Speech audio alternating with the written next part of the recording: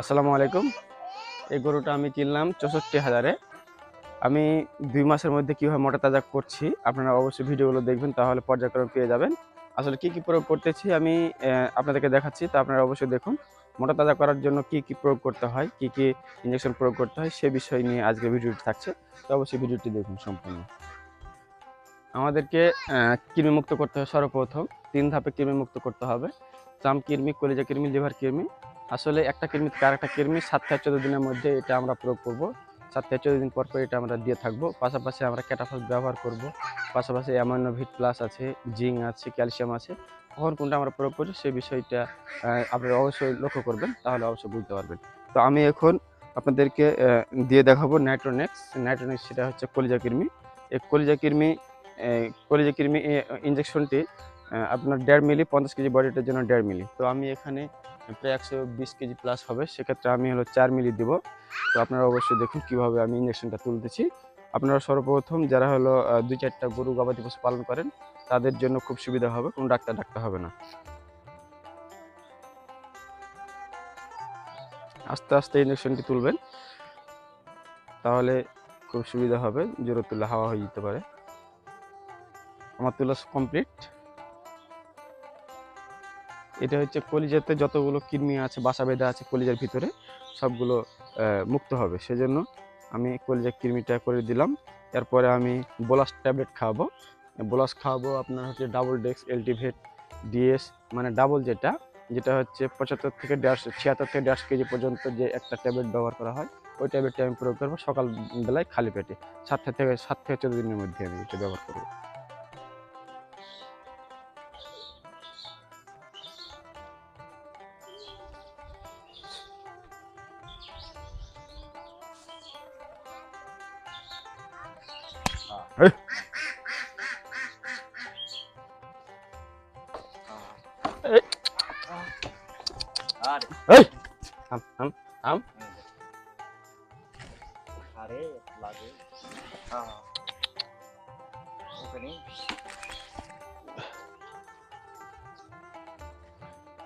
এটা কলিজা কৃমি দিন, কলিজাতে মেলা কৃমি থাকে।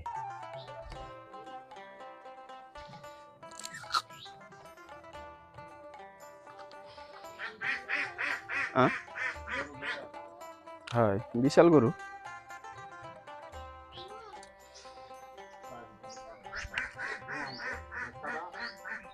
হ্যাঁ, খাইছে ঘাস, এমনি দিছে খাই না, তার কাটা ঘাস গুলা খুব খাইছে।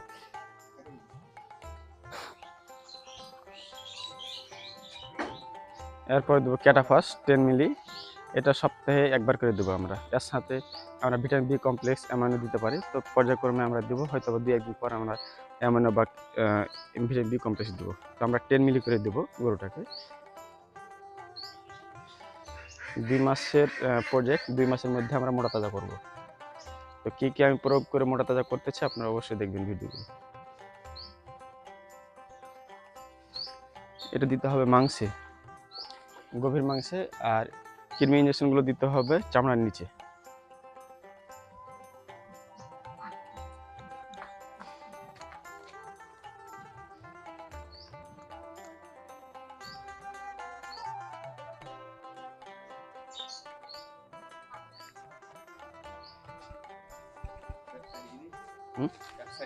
না, এক সাইডে দিলে হবে, 2 সাইডে দিলে এই থাম।